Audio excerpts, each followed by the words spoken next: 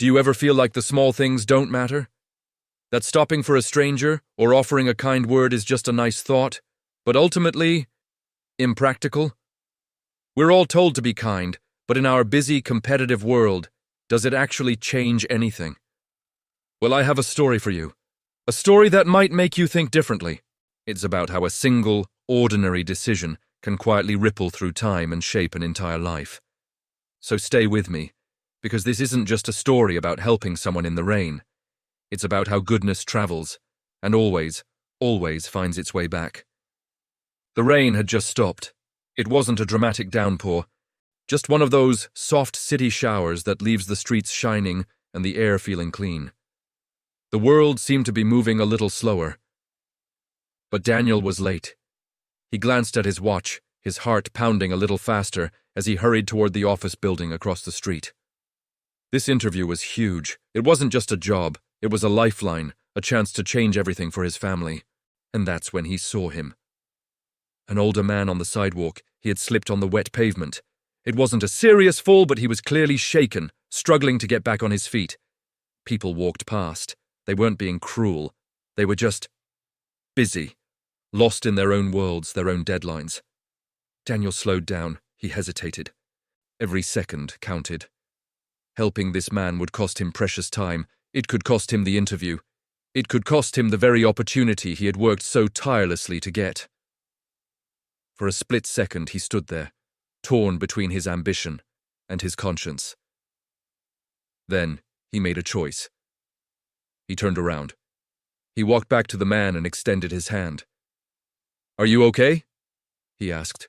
The man looked up, his expression a mixture of surprise and then pure gratitude. With Daniel's help, he got to his feet. "Thank you," the stranger said, brushing himself off. "You really didn't have to stop." Daniel just smiled. "I know," he replied, "but I wanted to."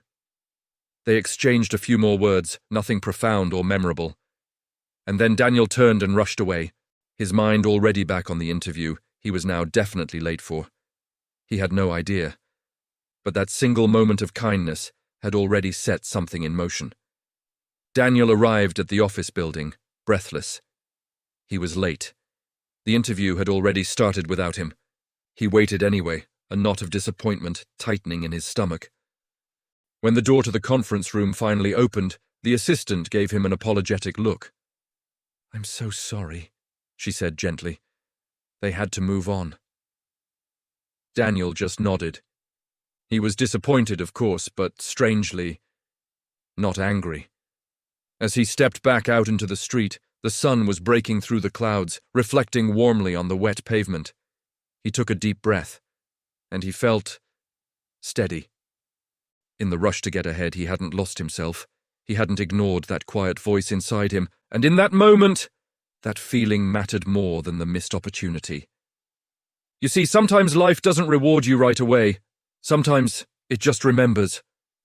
Years went by. Daniel kept working. He took different jobs, worked long hours, and slowly built a simple but good life. He became a father.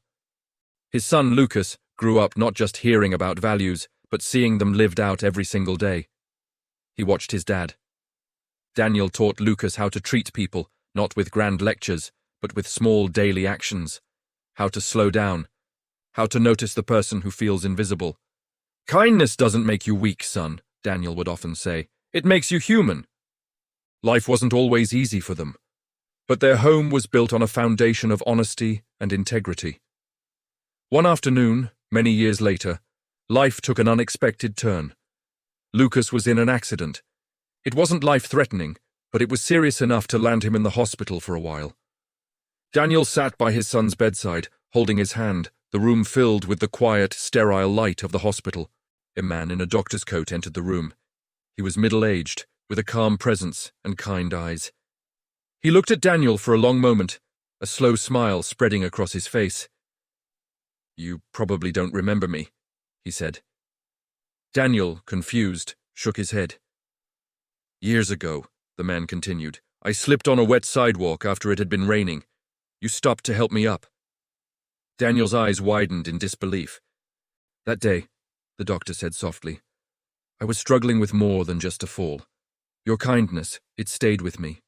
It fundamentally changed how I saw the world and how I chose to treat other people from that day forward. He paused, his gaze shifting to the boy in the bed. I'm the doctor, overseeing your son's care.